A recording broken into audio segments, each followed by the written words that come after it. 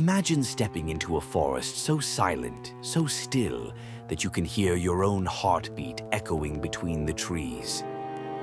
Welcome to Aokigahara, deep in the mountains at the base of Mount Fuji in Japan, a place where ancient lava rock formed a sea of trees and where myth and reality blend into chilling mystery. They call it many names: Jukai, the Sea of Trees, or more ominously, the Suicide Forest. Once, in 864 AD, this place was flooded with lava from Mount Fuji. Over centuries, it grew into a dense, beautiful forest, but beneath its tranquil beauty lies a dark history. In this very forest, the air is heavy with silence. Sound itself disappears among the thick hemlock and pine. Even the birds and insects seem to vanish. The bedrock here is old lava, full of iron, so compasses and GPS go haywire. Many hikers have wandered for hours, disoriented in the eerie stillness. It is said that in the rainy season, not a single drop of rain reaches the ground. You might stand in a downpour and feel nothing. The damp earth and moss here hold secrets. People come here and never return. For decades, Aokigahara has held a morbid reputation. It is one of the most infamous spots in the world where people go to end their lives. Each year, dozens of desperate souls leave behind sad tokens of their last moments. A discarded jacket, a bottle of bleach, a looped rope swaying gently in the wind, tied to a tree branch. White ribbons of tape snake through the underbrush. Survivor tape, search and rescue markers. Lines that appear almost like ghostly trails, left by those who want to be able to find their way back out. I grabbed a roll of brightly colored tape too, tying it around the trunks every few hundred meters. You never want to lose your way in here. Despite the grim purpose others have found in these woods, I came seeking answers, or maybe an adventure. But I should have known better. I read the warnings posted at the trailheads, reminders that life is precious, to think of family. A sign at the entrance even pleads for the lonely not to suffer alone. I thought the signs were just well-intentioned words until something happened that made me believe every word on those signs. They say the forest is haunted by Yurei, vengeful spirits of the dead, trapped between worlds. Locals whisper that anyone who dies here cannot find peace. Their spirit lingers in the shadow of the trees, desperate, angry, lonely.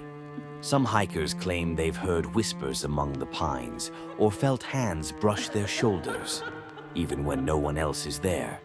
It sounds like a tale to scare travelers. But consider this. Suicides here spiked after famous horror stories featuring Aokigahara.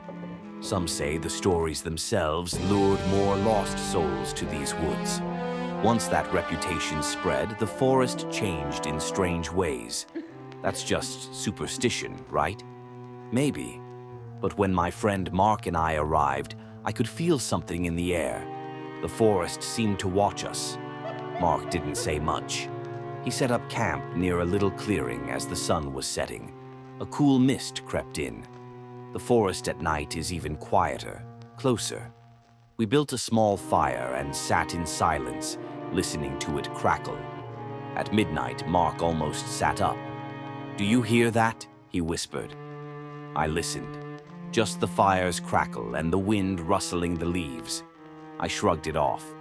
"Probably just the forest," I said, turning back to my tent. But Mark wasn't convinced. Inside my tent, heart still racing, I finally fell asleep.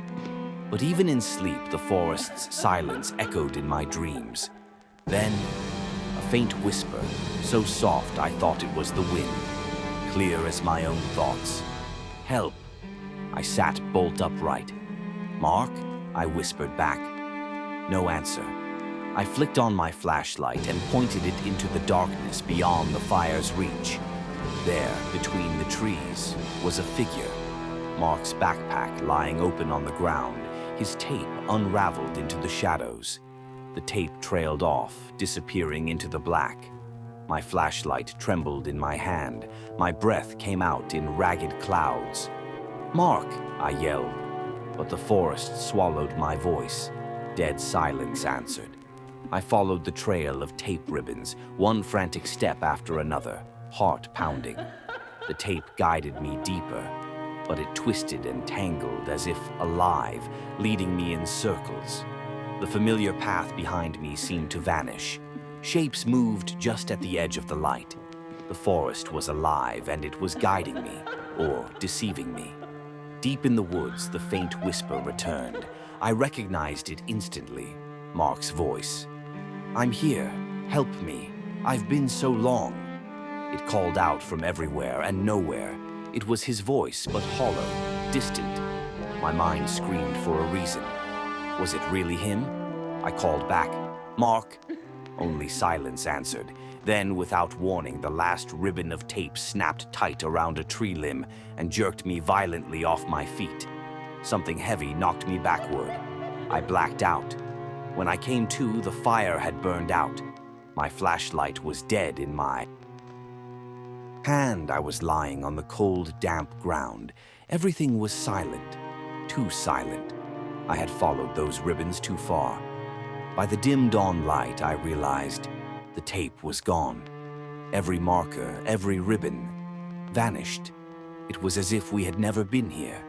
And Mark, there was no sign of him anywhere. I scrambled back to our campsite.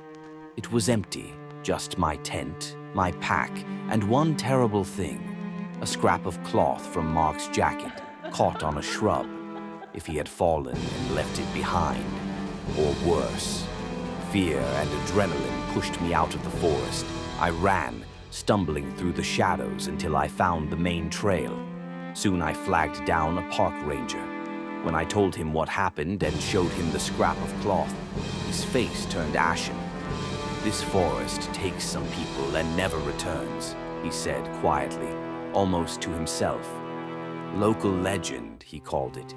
"Search teams come each spring looking for those who vanished." As the morning sun warmed the tall trees, I stumbled out and collapsed in a clearing near the trailhead. Days later, I saw Mark's face on missing person flyers. Found abandoned at the edge of the forest were his belongings, tent, bag, camera, all untouched. But Mark was gone.